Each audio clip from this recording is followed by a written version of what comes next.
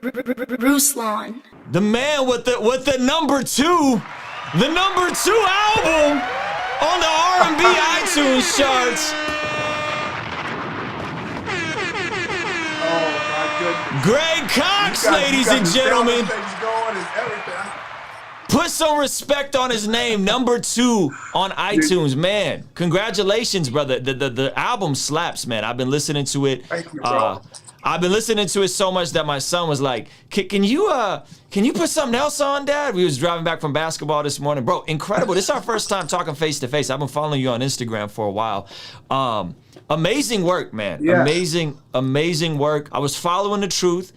Yes. And Shout he posted something.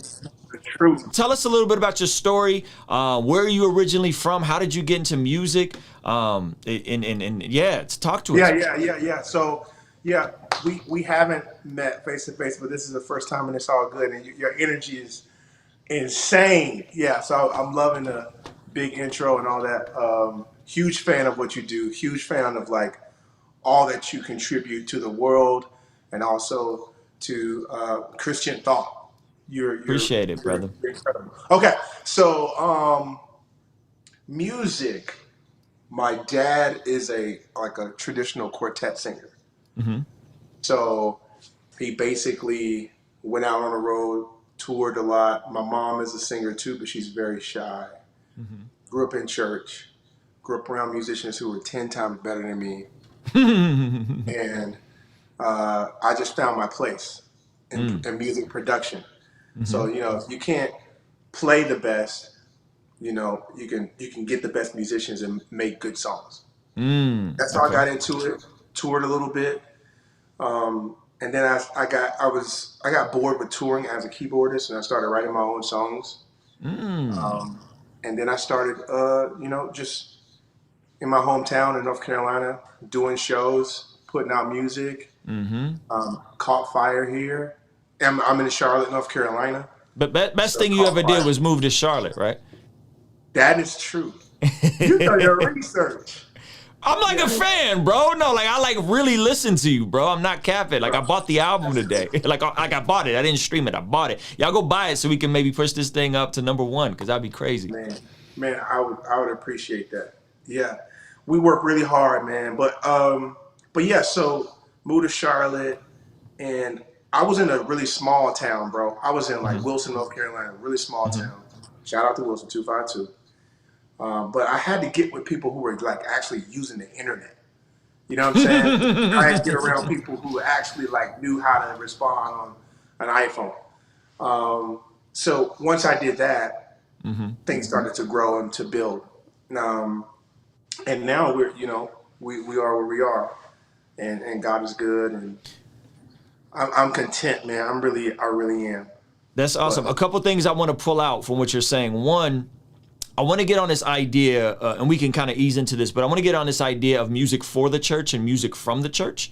And I feel like you're kind of the best of both worlds in a lot of ways, but it definitely is not just worship music, if you will. So I appreciate that. But two, you hinted at something. You said that you were a touring musician as a keyboard player, and you weren't necessarily the best singer, so you leaned into the technology and were able to come out and be the face of your own thing, which I think is incredible. And one of the things I noticed about your stuff out the gate, and those of you guys really go listen to the music, is the daggone vocal chain on your vocals. I don't know if you're mixing your vocals or what you're doing to your vocals, but they're so unique, man. And talk about a little bit about that in terms of maybe you're not the strongest quote unquote singer, but your stuff is at a quality that is because you're leveraging technology and understand how music works as a whole. Sure. Yeah, well, it took me a while to learn my voice. I actually mix my own music. Okay, well done. And I thank you. And I have Marcelo Pinell master it. He's out in Nashville. Okay. So I found a formula that worked. I tried chest voice. I tried falsetto. I tried rapping voice. You got to go in and just try a bunch of things. Yes. And once I found my sweet spot of studying people Anthony Hamilton, Mm-hmm. Randy Newman, Ray Charles.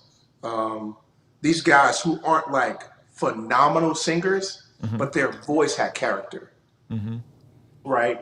So Randy Newman is the guy who sings, "You got a friend in me, you Mm. got a friend in me." So he's not really holding notes, like holding a Mm-hmm. lot of notes. It's just Mm-hmm. like very short. But when you listen to it, it's very distinguished. It's like, man, that feels good. That sounds good. The tone of Mm-hmm. that Mm-hmm. resonates. Yeah. So studying guys like that put me in a space where I figured out how to use my voice and then just leverage that to make the kind of songs that I like to listen to, that I like to Mm. vibe to. So, Did you ever uh, think that you would be doing lead vocals on a Kirk Franklin song? no, never. Why? I still can't believe I thought it was like the biggest trick ever. Uh-huh. Uh-huh. Like, so first off, when they reached out, the team reached out. Uh-huh. Truth took my stuff there. Shout out to the Truth. He took my Shout out to stuff Manny. to his studio. Kirk heard it and was like, I like his voice. I Yeah. like it. The tone. I like that. So they ended up reaching out to me. How's my impression? Was that It's amazing. You was in a groove. I didn't want to tell you how much I liked your Kirk impression. Keep going. Yeah.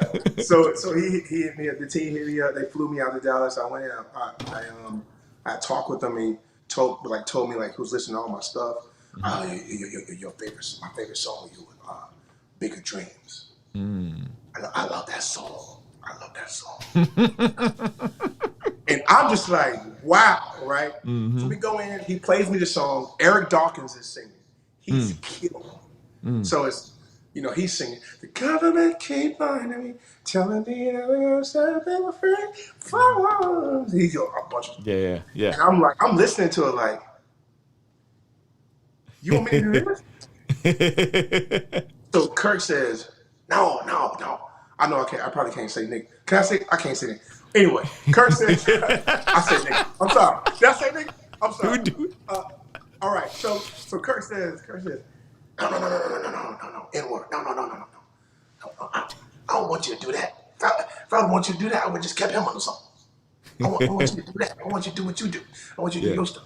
Yeah. So I said, here's how I can sing it. The government keep lying to me, telling me that they're gonna set the people free, but the power fall. So it's just little small things that just got little salts. You know what I'm saying? Mm-hmm. And he loved it. I went in the booth. He was like, cool. I sung it the first time around. He ran out the studio. Wow. Like, he was acting as if Whitney Houston was in the vocal booth. Like, he was literally like, oh my God. Yeah. And I'm just like, number one, I asked him in the studio when I was recording, before I did the second take, I was like, bro, what is it about me? You could have called anybody in the world. Why? Why me? He said, when I heard your voice, I've been looking for somebody to sing this song. When I heard your voice, I knew that was it. Wow. Now you gotta understand, as a young kid, you know how people sing in the church. People sing, it's some of the best singers ever. I had a really bad experience where I tried to sing a song and they told me to never sing in the church ever again. Oh my gosh. Yeah, it was really bad. Really bad. I sucked. I was trying to sing "He's Able," and I sucked. It was really bad.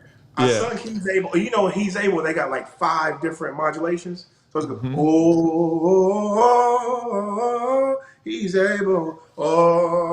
Oh, and I'm trying to sing all of that. It was really bad. Nobody wanted to hear it. So fast forward, when he said that to me, I was so used to like people calling me for keyboard. I was so used to people calling me for production. I was so used to people calling me for writing that when he called me for my vocal, I could not receive it. I could not believe it. Wow. You know what I mean? So So that's hold on. That's you say it a lot because you're the guy behind the guy usually, Yeah. and you got the guy Kirk, icon, legend in music, calling you and saying, "I need your vocals on this record," and you weren't in a place where you could receive it. If you're finding this conversation valuable, give this video a thumbs up. So it's really interesting that you didn't feel worthy in a way to put your full vocal on display, yet there's there's this anointing, there's this thing that's intangible. Talk about what it was like to kind of accept that and be like, all right, like I guess I'm gonna be the face now. It was affirming of everything that I knew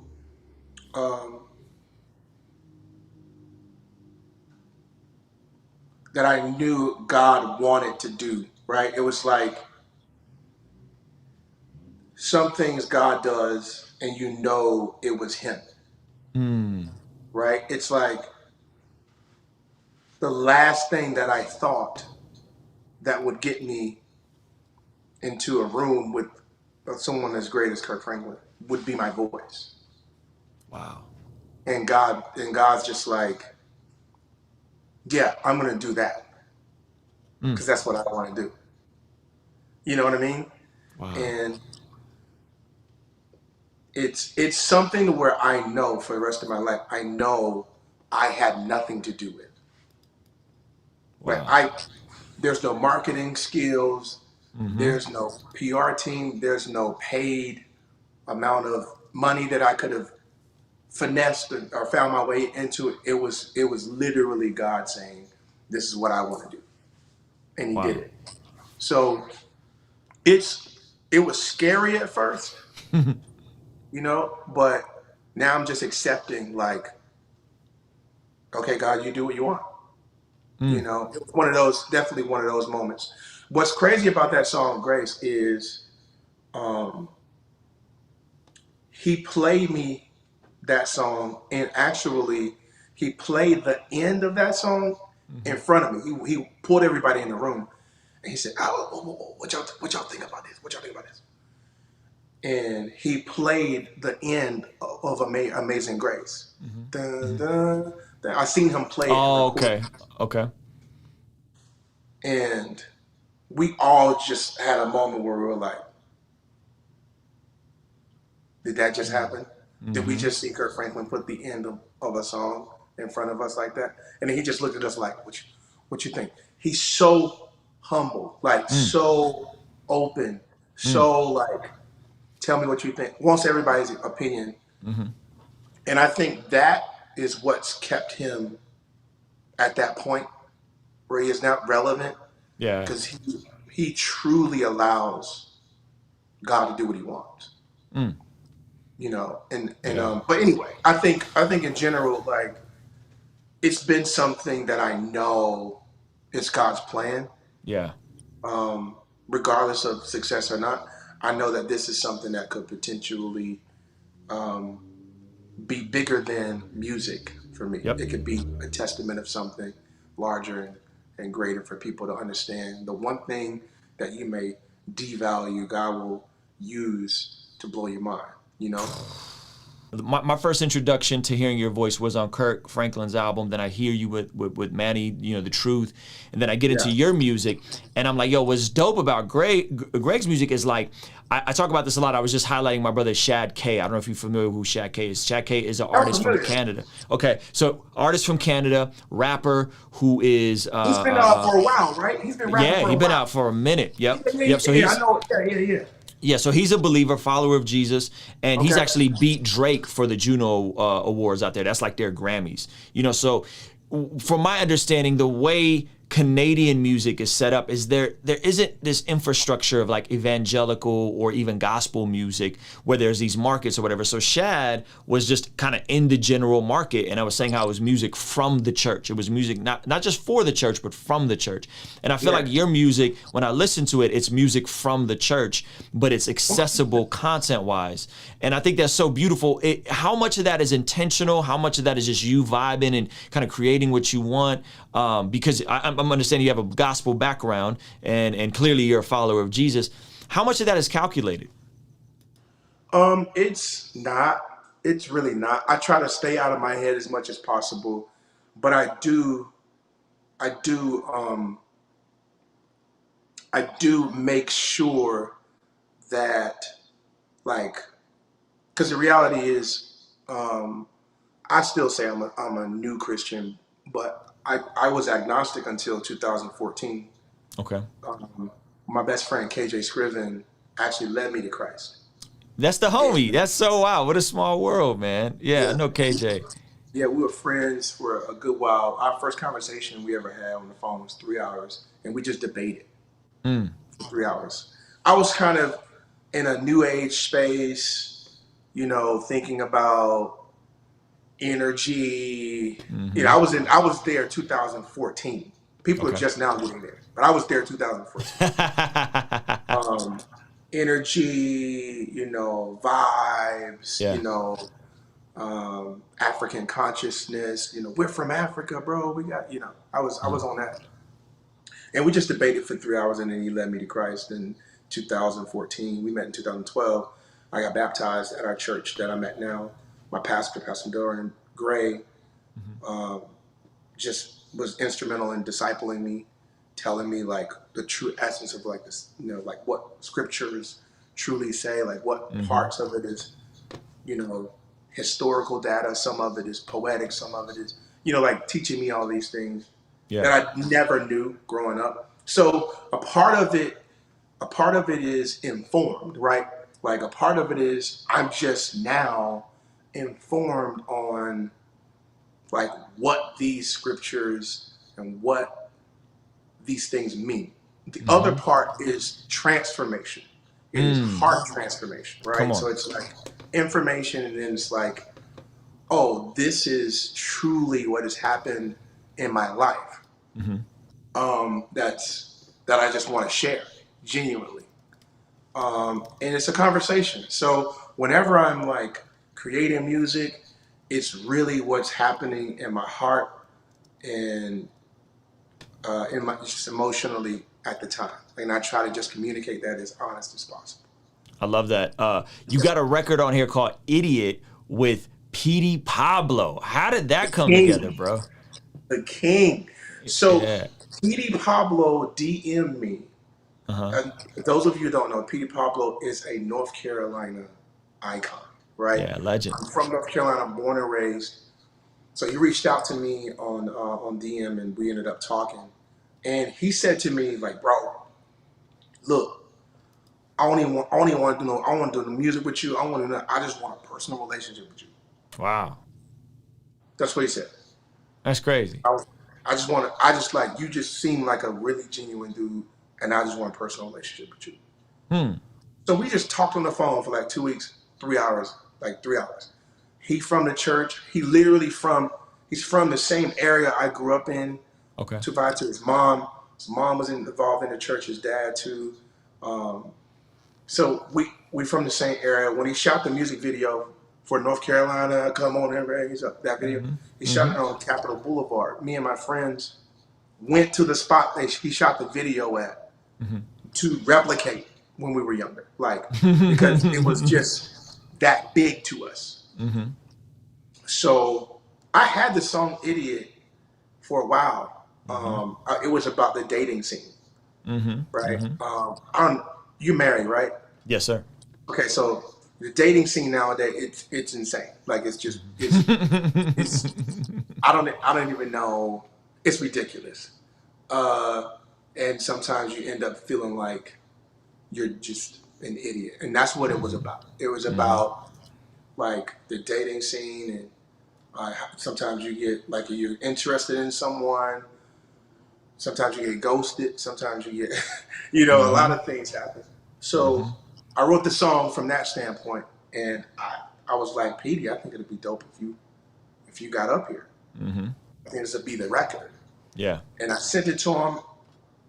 2 days later, he sent me that verse back. Wow. And I was like, yeah, he bodied that, man. I was like, goodness great. I forgot how nice this man was. I was like, some people just got the it factor, man. Yeah. Yeah. Some people just got, and he did his thing. I didn't tell him what to do. I didn't tell him what to say. he did his thing from like natural, from his flow, and just Yeah. like big things popping like a giant. It's a ride every time I touchdown, touchdown. When I heard that, I was like, Yeah. I can't tell this man touch anything. It was Who amazing. So we just kept, who's doing the production on your stuff, bro? Because not only is there like this unique vocal chain, but you're producing all this stuff. Like top to bottom, that's you top to composing bottom, everything. top to bottom, Wow. top to bottom.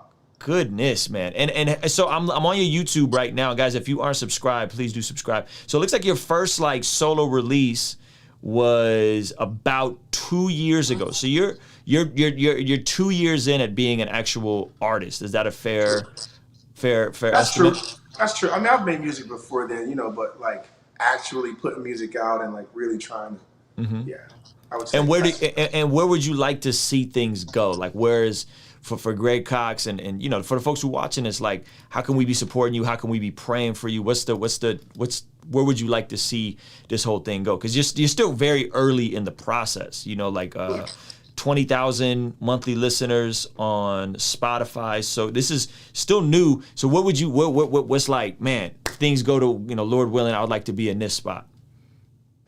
I'm in an interesting space. I feel like I truly want people to feel just inspired. I don't really get into numbers a lot. I only get into numbers when it's like when I know it's something that could inspire other people, right? So what I would say is I love integrating different demographics, Okay. right? I just believe that Jesus truly loved and died for the entire world, right? And he truly wanted to give himself to the entire world. So I feel like for me, if I want to be like him, I can use the gifts that I have to grasp and inspire as many people as possible. So I don't want to limit it to certain things, nor do I want to set an expectation of where I would like to end up. But what I would like to do is to be able to make my music from my heart as genuine as possible to as many people as possible. If it's 300 or if it's 300,000. I just genuinely love to do music, bro. Like I just love to do it, and whether it's gospel, whether I'm performing at my local church, whether I'm in a theater with Pete Pablo. You know, I saw the footage, the album release, or was it album release or just the show at? Yeah, it was the album release for Charlotte. I wanted Charlotte to hear the album first. Bro, it looked incredible. Like the venue looked full. It looked like y'all had an incredible time. You was pulling people on stage, and it was like, man, this man is like, you know, selling tickets. You really out here pulling crowds, man. Well, you know, it's Charlotte. Charlotte got my back. You know what I'm saying? Charlotte they gonna always. And it's like the thing is, I don't call them fans. Like if you go to my Instagram page, I don't have that many followers. Like I knew every person in the crowd. Come on. Like I can text them. That's awesome. You know what I mean? Yeah. So it's not like, oh, I got fans. Yeah. No. Like, and the reason why I'm number 2, and this is just giving secrets. The reason why I'm number 2 is because I know everyone and they bought my album. Come on. Talk about the significance of that. Well, it's not even about being anything other than who I truly am, and people want me to win, and they just want they just want to support, and that's what it is. So like, whether it's I'm in Charlotte and I'm old and gray and my hairline is receding and my beard is gray and I'm still in Charlotte doing my 8th album. Cool. Yeah. You know, of course, I'm going to try my best to not be in that position. Yeah. Yeah. But if that is the case, then I'm content with that, Amen. you know. And Amen. but yeah, yeah, it's a blessing, man. It's a blessing for people to see the vision and see what I want to offer the world and want to give that support. So however that So comes, however that looks, is cool. it's so beautiful, man, because again, you're just saying a lot, man, and you're talking about being willing, not being willing, but being plugged into a local church, being under discipleship, under Oh, leadership. bro. You're talking about playing in theaters, a genuine connection with your fans, and really like, hey, I'm gonna put the input, I'm gonna sow, and I'm gonna work the land, and I'm gonna be faithful to what God has in front of me, and God's ultimately gonna produce the harvest. And I think that's a beautiful way to approach it, because like you said, when we start putting expectations and a 5-year plan and this thing, you can position yourself to be let down. But I think because of your heart for the very things that you talk about, for God, for community, for your local area, for your church, I think God is going to bless that, man, and it's going to go beyond that. I mean, it's already like, again, #2 album on iTunes, guys. Go purchase this thing. I purchased it this morning. Almost at #1. Almost at #1. Her is at #1. So how incredible would it be if Greg Cox, you're about to crack 10,000 followers. So it's not like you got this massive audience and you're under 10,000 followers, 697 subscribers on your YouTube with the #2 album on the R&B charts on iTunes. That's amazing, brother. Yes. Ain't that amazing? And Man, I know all of them personally. yeah. The thing is, it's like there's this idea of like numbers, right? But the thing is, there's numbers and then there's engagement, Come on. right? So if I have 9,000 followers, but all 9,000 of them know me, versus having 100,000, 200,000, and only 3,000, 4,000 of them are truly tapped in, Right. that's the difference. Yes. That's what happens. And for me, it's not a numbers thing. It's truly just organic growth. I'm not striving. Like when Kirk Franklin and his team called me, I just did the third service because I'm a music director in my church. Okay. We just finished the third service at my church, and I was talking to a guy named Ben about his wife. His wife just passed, and by the stage, just talking to him about that, and I got the call. That's what I was doing when that happened. Yeah. So when you ask me about the future, I'm just gonna be faithful, Come on. to what I'm already doing, and there's nothing that I can try and reach for that I don't feel would be equal to or bigger than what God would want to do. Wow. Anyway, the local church is like super important. But I don't understand what you're doing. If you're not at a local church, I don't understand how you're living. Come on, man. Like, you know what I mean? Yeah. I think of a proverb that says, humility precedes honor. And this conversation with you, brother, definitely drives that home, man, in terms of just your humility, your heart for people, your heart for the local church. And I think that's why God's gonna position you in a really, really cool spot, man. And so I'm super excited. You know me now, bro. I'm in your corner. If you any way I could help outside of just playing your music every Friday.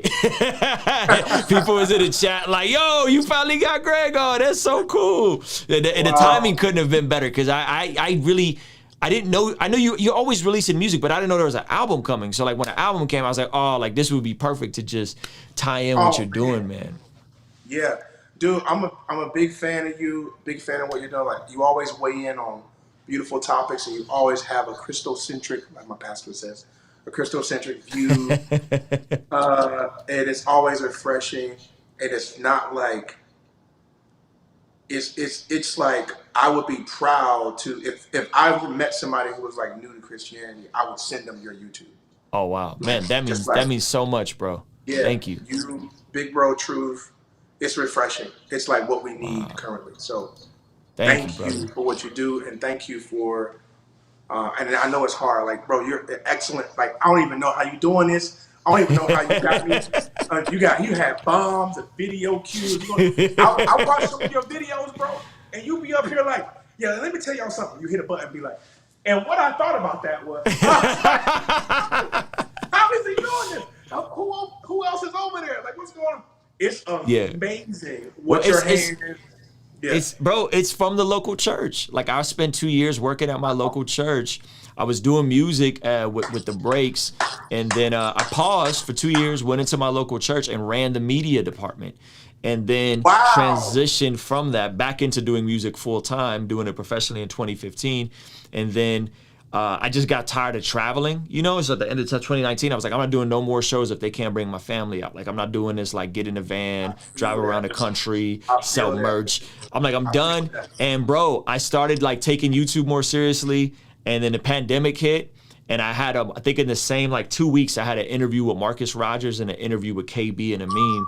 And then my YouTube like doubled overnight. Like, literally, I went from like 15,000 subscribers to like 35,000 subscribers within a week time span. And then it's just compounded.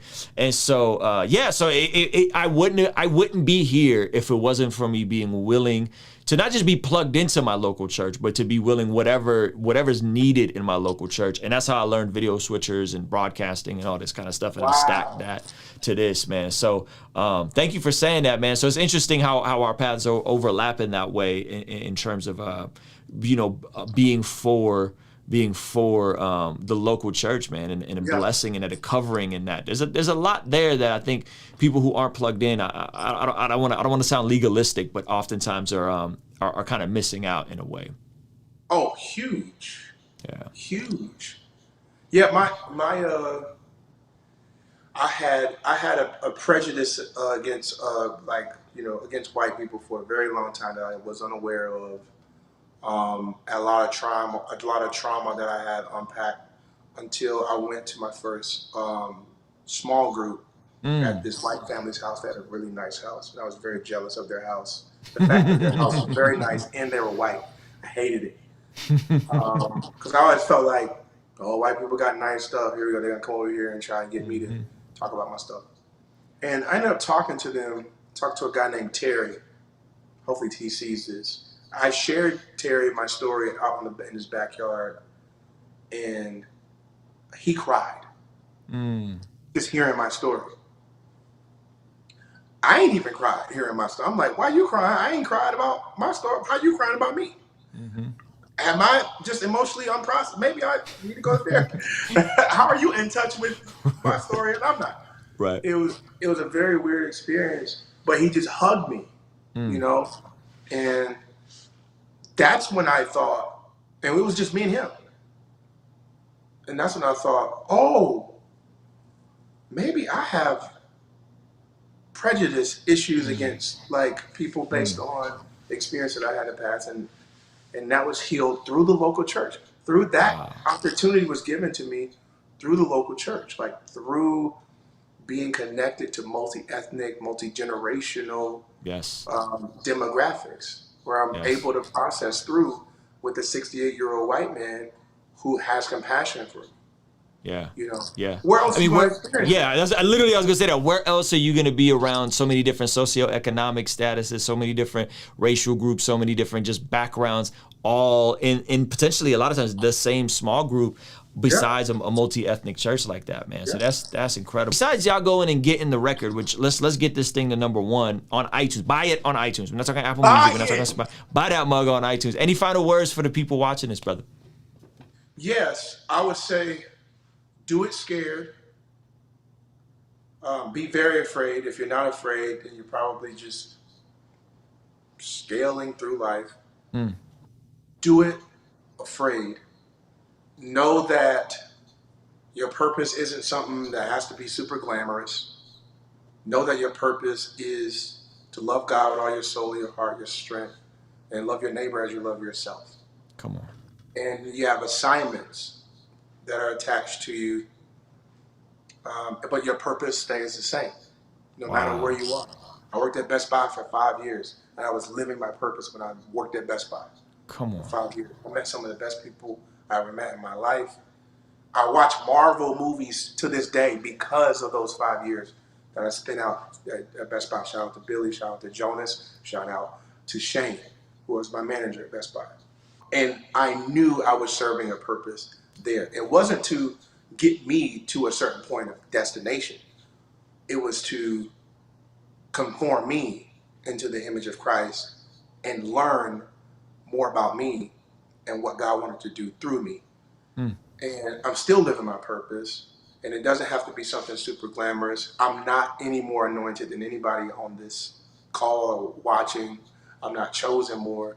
At the end of the day, we all serve the same purpose, and it's all different assignments, and we're all in this thing trying to be more like God and allowing Him to push ourselves. So whether you're a stay-at-home mom, single dad, work at Pizza Hut, or you're a CEO, you know, we all serve the same purpose. But also know that God is always moving. The question is, are we moving with Him? And that's where I want to be. I want to be moving with where He's going and what He's doing. And a lot of times where He moves, it's in a balance of being afraid. It's like Him calling Peter off the boat, not to something glamorous. It's not always to something that looks Instagram well. It could be something that isn't seen. Like I was for 7 years at Transformation Church, just playing keys and MD, and I get a call from Kirk. You know, just tending the sheep. Come on. I have to say. So yeah, that's what I'll say. I don't have anything more profound. I think my brain cells are done working. Man, that was amazing. Ladies and gentlemen, Greg Cox, pick up the album. If you can, do me that solid. I think you guys will love it. I think it's really well done. Subscribe to his YouTube. That's pinned up, and you can find his Instagram through YouTube. You a bad man. This man doing 8. Y'all don't understand. This man doing 8 people jobs right now. Man, I appreciate you, brother. Yeah, I gotta the in-ears in, man. Gotta have the in-ears in. Hey, you got it going on, brother. Man, thank you so much for calling in, brother. We got to have you on again. Hopefully we could get together in person as well, man. Thank you so much. Ladies and gentlemen, Greg Cox, man. Thank you so much, yo. Thank you, bro. Thank you, man. Kingstream Entertainment. Ruslan. Hey, thank you so much for making it till the end of this video. If you found it valuable, please consider giving it a like and subscribing. You can check out one of the other videos related to this that'll be over here. Now, I gotta tell you about a free training I have for anyone that is an entrepreneur, a creative, an artist, but maybe you are unsure on how to find your voice, how to find your niche. I have a free training in the description of this video. Check it out. Once again, thank you so much for watching. I appreciate you, and I will see you on the next video.